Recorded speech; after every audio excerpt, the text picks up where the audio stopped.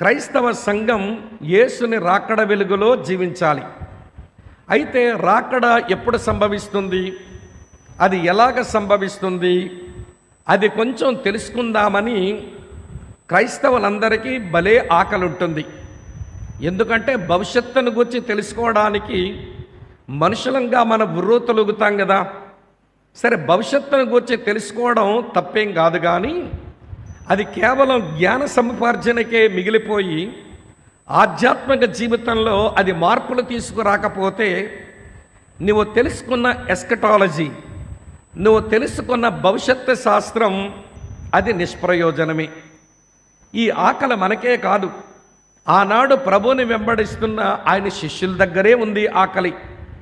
అందుకని ఆయన ఒలీవల కొండ మీద కూర్చొని ఉన్నప్పుడు ప్రభువుని వారిట్లు అడిగారు, ప్రభువా, నీ రాకడకు యుగ సమాప్తికి సూచనలేంటి అని.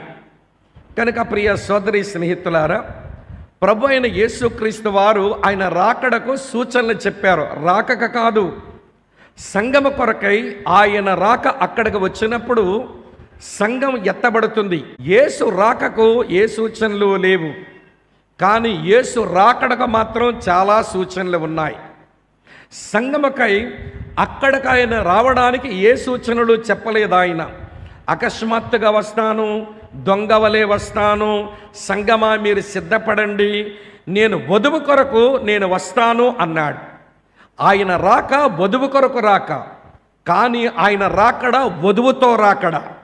ఎత్తబడిన ఆ సంఘం 7 సంవత్సరాలు ప్రభువుతో ఉండి అది ప్రభుతోనే మళ్ళీ భూమి మీదకి వేంచయ్యనయ్యింది. ఆ రోజున ప్రియులారా, ఆయన రాక పరిశుద్ధులు మాత్రమే తెలుసుకుంటారు, కానీ ఆయన రాకడ ప్రతి నేత్రము చూస్తుంది. ఆయన మేఘారూఢుడై వచ్చుచున్నాడు, ప్రతి నేత్రము ఆయనను చూచును అని రాసి ఉంది.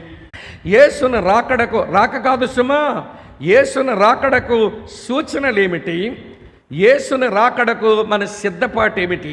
యేసుని రాకడకు లోకములో సూచనలు చెప్తాను, యేసుని రాకడకు సంఘములో సూచనలు చెప్తాను, యేసుని రాకడకు యూదులలో సూచనలు చెప్తాను. ఈ 3 సూచనలు మీరు గమనిస్తే యేసుక్రీస్తు యొక్క 2వ రాకడకు మనం ఎంత సమీపంగా ఉన్నామో మనకు తెలుస్తుంది. దానికి ముందే 7 సంవత్సరాల ముందు ఆయన రాకలో మనం ఎత్తబడ్డానికి సిద్ధపడుతూ ఉంటే రాకడ కొరకు బాగా సిద్ధపడుతున్న వారమే అవుతాం. 3వ చెప్తాను రండి. జకరియా గ్రంథం 8వ అధ్యాయం 10వ వచనం.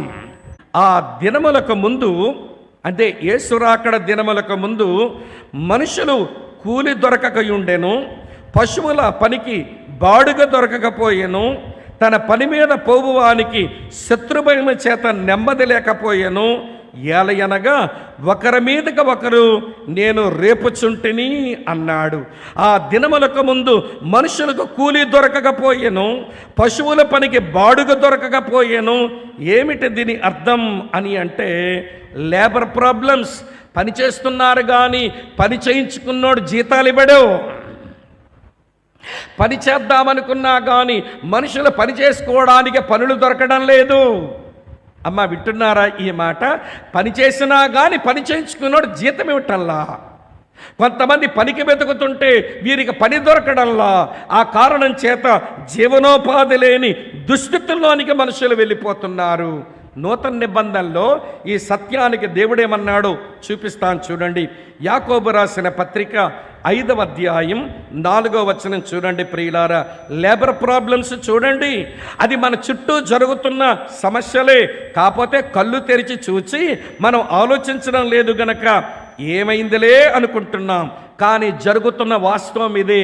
మన చుట్టూ ఉన్నటువంటి పని వారికి జీతాలు లేవు, పని చేసినా కానీ పని చేయించుకున్న వారు వేతనాలు ఇవ్వటం లేదు, పని చేద్దామంటే మనుషులకు పని దొరకడం లేదు. దేవుని వాక్యం ఏమంటుంది? యాకోబు రాసిన పత్రిక 5వ అధ్యాయం 4వ వచనం చూడండి. ఇదిగో, మీ చేలు కోసిన పనివారికి ఇయ్యక మీరు మోసముగా బిగబట్టిన కూలి మొర్ర పెట్టుచున్నది. మీ కోతవారి కేకలు సైన్యములకు అధిపతియగు ప్రభు యొక్క చెవులు జొచ్చి ఉన్నవి.